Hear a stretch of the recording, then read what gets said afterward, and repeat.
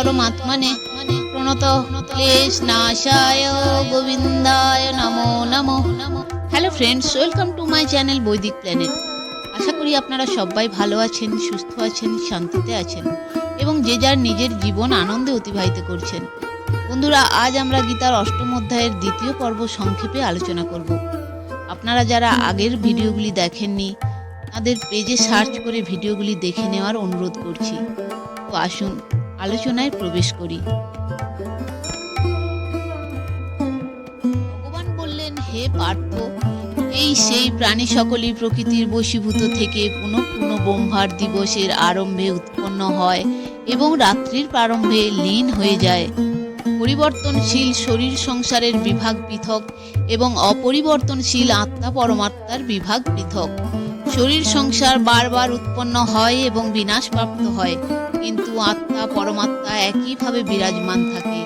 যতই প্রলয়, মহাপ্রলয় এবং স্বর্গ মহাস্বর্গ হোক না কেন, জীবাত্মা একইভাবে থাকে।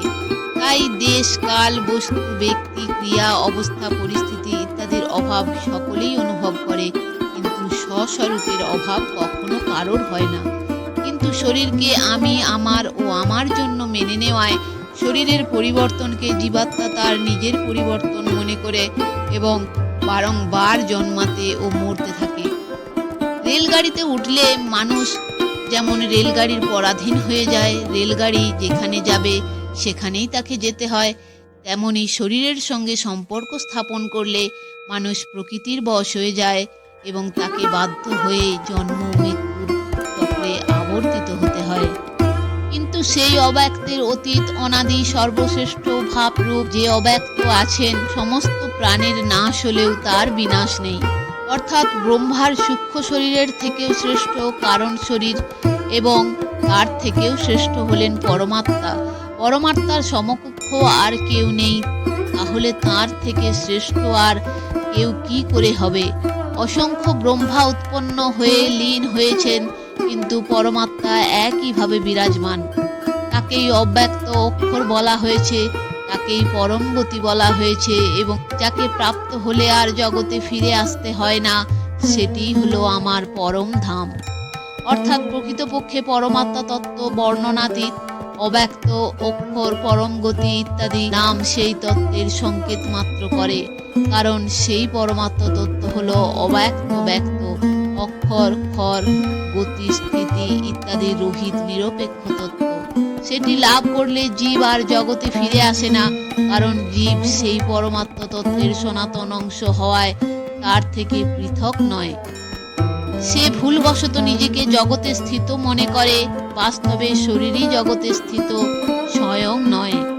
হে পৃথানন্দন, সমস্ত প্রাণী যার অন্তর্গত এবং যার দ্বারা এই সমস্ত জগৎ পরিব্যাপ্ত হয়ে আছে, সেই পরম পুরুষ পরমাত্মাকে কেবল অনন্যা ভক্তি দ্বারা লাভ করা যায়।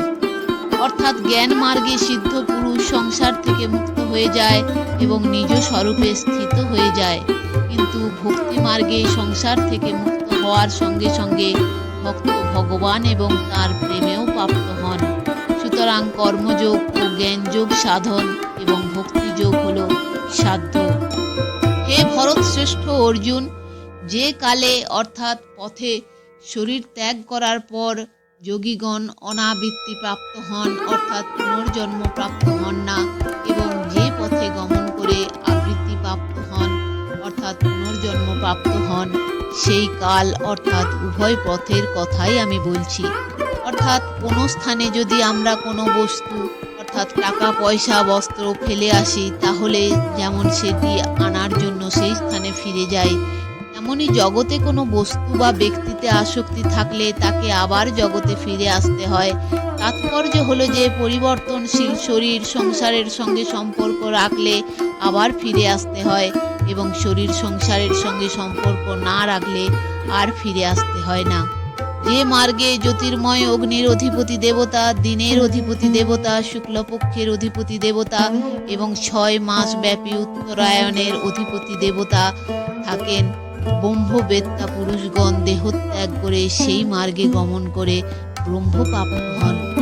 অর্থাৎ সাধনাবস্থায় যার মধ্যে ব্রহ্মলোকের বাসনা বা নিজ মতের আগ্রহ থাকে সেই ব্যক্তি ক্রমমুক্তির আগে ব্রহ্মলোকে যায় এবং মহাপ্রলয়কালে ব্রহ্মার সঙ্গে যুক্ত হয়ে যায়। ক্রমমুক্তির পথে ব্রহ্মলোক একটি স্টেশনের মতো, সেখানে ভোগ বাসনাগ্রস্ত মানুষ নেমে যায়, কিন্তু যার মধ্যে ভোগ বাসনা নেই সে সেখানে নামে না। আমাদের প্রয়োজন না থাকলে পথে স্টেশন আসুক বা জঙ্গল, এতে কোনো কিছু আসে যায় না। যে মার্গে ধূমের অধিপতি দেবতা, রাত্রির অধিপতি দেবতা, শুক্লপক্ষের অধিপতি দেবতা এবং দক্ষিণায়নের 6 মাসের অধিপতি দেবতা থাকেন, দেহত্যাগ করে যেসব যোগী সেই মার্গে গমন করেন তারা চন্দ্রলোকের জ্যোতিপ্রাপ্ত হয়ে ফিরে আসেন, অর্থাৎ তারা জন্ম মৃত্যু প্রাপ্ত হন। কারণ শুক্ল এবং কৃষ্ণ এই দুটি গতি অনাদিকাল হতে জগতের সঙ্গে সম্পর্কিত। এর মধ্যে একটির দ্বারা মোক্ষ লাভ হয় আর অপরটিতে পুনর্জন্ম হয়। হে পার্থ, এই উভয় মার্গ সম্পর্কে অবগত কোনো যোগী মোহগ্রস্ত হন না। অতএব হে অর্জুন, তুমি সর্বদা যোগযুক্ত হও। অর্থাৎ সকাম মানুষই মোহগ্রস্ত হয়, অর্থাৎ জন্ম মৃত্যু চক্রে আবর্তিত হয়। শুক্ল এবং কৃষ্ণ মার্গের সম্পর্কে জ্ঞাত মানুষ নিষ্কাম হয়ে যায়, তাই সে জন্ম মৃত্যু চক্রে আবদ্ধ হয় না, অর্থাৎ কৃষ্ণ মার্গ প্রাপ্ত হয় না। যোগী এই অধ্যায়ে বর্ণিত তত্ত্ব অনুধাবন করে বেদ, যজ্ঞ, তপ ও দানে যেসব পুণ্যফলের কথা বলা হয়েছে সেসব পুণ্যফল অতিক্রম করেন এবং আদ্য স্থান পরমাত্মাকে লাভ করেন। অর্থাৎ পূর্বে বর্ণিত শুক্ল এবং কৃষ্ণ উভয় গতির উপসংহার করে এবার ভগবান এখানে সম্পূর্ণ অধ্যায়ের উপসংহার করেছেন। বেদাধ্যায়ন, জপ, তপ, যজ্ঞ, দান ইত্যাদি যত প্রকার পুণ্য আছে সর্বোত্তম হলো ব্রহ্মলোক প্রাপ্ত করা, যেখান থেকে পুনর্বার জগতে ফিরে আসতে হয়। কিন্তু ভগবানের আশ্রয় গ্রহণকারী ভক্ত সেই ব্রহ্মলোকও অতিক্রম করে পরম ধাম প্রাপ্ত হন, সেখান থেকে পুনরায় জগতে ফিরে আসতে হয় না।